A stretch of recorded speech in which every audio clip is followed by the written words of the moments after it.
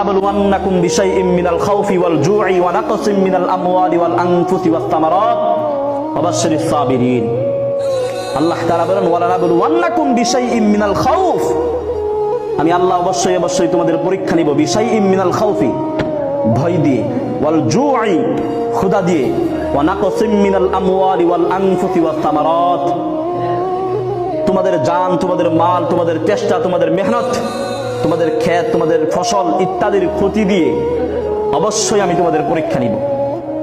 আল্লাহ তাআলা তার হাবিবকে ডেকে বলেন ওয়াবাশশিরিস সাবিরিন, হে হাবিব আপনি আপনার উম্মতদের ওই সমস্ত লোকদেরকে সুসংবাদ দেন যারা সবর ইখতিয়ার করে, যারা ধৈর্য ধারণ করে বিপদে মুসিবতে।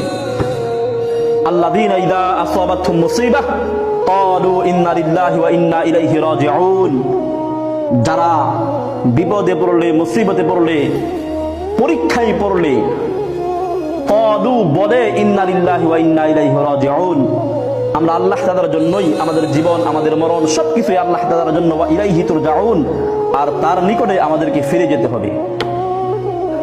তাহলে এই আলোচনা থেকে পরিষ্কার হয়ে গেল যারা ঈমানদার তাদের মুসিবত আসবে, আর মুসিবতের মধ্যে কি করতে হবে আল্লাহ তাআলা বলে দিয়েছেন ইয়া আইয়ুহাল্লাযীনা আমানুস্তাঈনু বিস-সাবরি ওয়াস-সালাহ, হে ঈমানদাররা ইস্তাঈনু বিস-সাবরি ওয়াস-সালাহ, তোমরা সাহায্য কামনা করো, আল্লাহর কাছে মদদ চাও, সহযোগিতা চাও। বিস-সাবরি, এক নাম্বার সবর দিয়ে, লক্ষ্য করেন এখানে এক নাম্বার কি দিয়ে?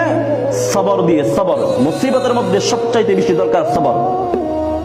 নামাজের আগে আল্লাহ তাআলা এখানে সবরের কথা উল্লেখ করেছেন, সবর দিয়ে, ওয়াস-সালাতি, এবং নামাজ দিয়ে।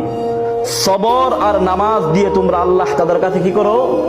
সাহায্য কামনা করো। ইন্নাল্লাহা মা'আস-সাবিরিন, আল্লাহ তাআলা সবরকারীদের সাথে আছে। এজন্য যখনই কোনো বিপদ, যখনই কোনো মুসিবত আসবে, তখন আমরা আল্লাহ তাআলার পক্ষ থেকে যে নিয়ম তিনি আমাদেরকে বলে দিয়েছেন, এই নিয়ম অনুযায়ী সবর আর নামাজের মাধ্যমে আল্লাহ তাআলার সহযোগিতা কামনা করব।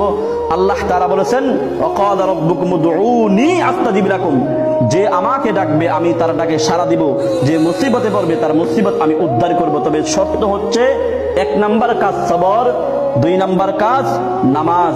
নামাজ আর সবরের মাধ্যমে আল্লাহ তাআলার সহযোগিতা কামনা করব।